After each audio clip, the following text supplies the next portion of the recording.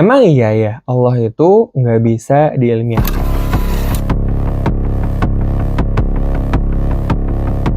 Ya, perlu kita sadari bahwa ilmiah itu adalah semua pengetahuan atau mungkin cara-cara yang bersifat keilmuan dan juga ada metodenya, yang mana seharusnya bisa disepakati bersama. Contohnya kayak misalnya ngukur meja gitu kan. Ada yang bilang 5 cm, ini bilang 5 jengkal, 2 jengkal, 3 jengkal. Kita nggak akan tahu, kita cuma pakai prasangka sampai kita menggunakan yang namanya penggaris. Yang mana ya 5 cm disepakati bersama secara universal gitu kan semua orang. Ataupun dihitung menjadi 10 inci, itu bisa dikonversikan. Nah, makanya ilmiah itu adalah sesuatu yang kita butuhkan alat bagaimana atau metode untuk mengukur suatu hal itu benar-benar disepakati bersama.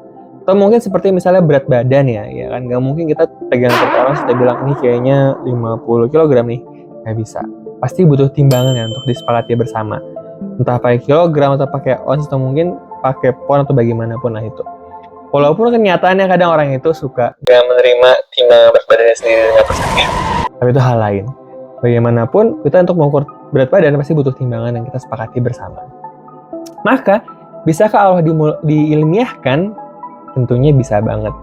Bagaimana caranya? Ya, dengan Al-Quran. Ya kan? Takaran untuk membuktikan bahwa antara yang di Al-Quran dengan kenyataan sama nggak sih? Karena banyak banget ayat-ayat yang menunjukkan keajaiban Quran, yang mana satunya adalah dalam surat Al-Kahfi. Kita bisa lihat misalnya di surat Al-Kahfi itu di ayat 18.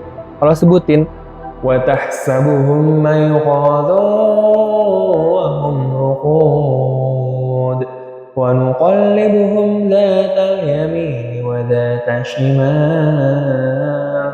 Ya, dan engkau mengira mereka itu tidak tidur, padahal mereka tidur dan kami bolak-balikan mereka ke kanan dan kiri. Kan pertanyaannya apa keajaiban dari sini?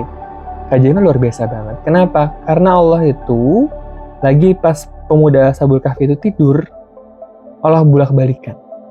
Kenapa? Karena menurut sains, kita bisa di Instagram Core Review adalah kalau orang itu tidur di posisi yang sama dan nggak berubah, itu bisa bikin penyakit namanya ulcus decubitus, yang mana bisa bikin bolong-bolong di punggung gitu, karena ada pembuluh darah yang terganggu. Dan saya juga punya teman sempat bolong juga di punggungnya gara-gara dia itu tidur nggak bisa gerak gitu kan.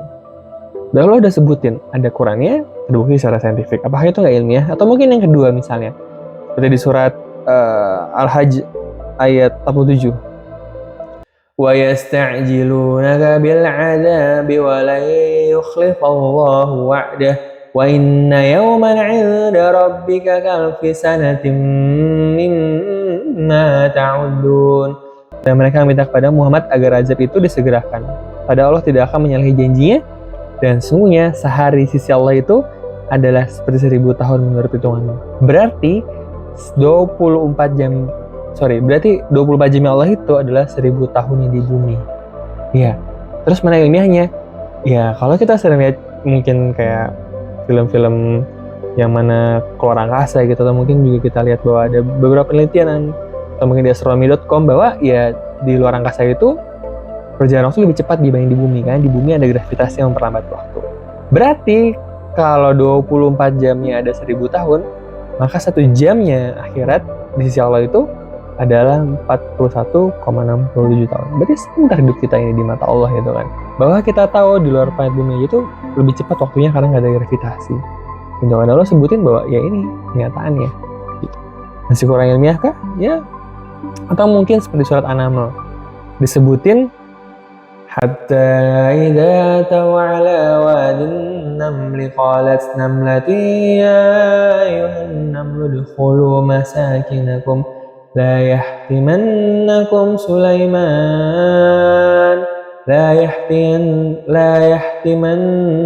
Sulaiman wa junuduhu wa hum la yash'urun.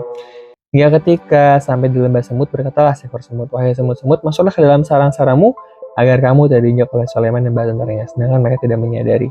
Iya, di sini qalat namlatu, itu semut perempuannya.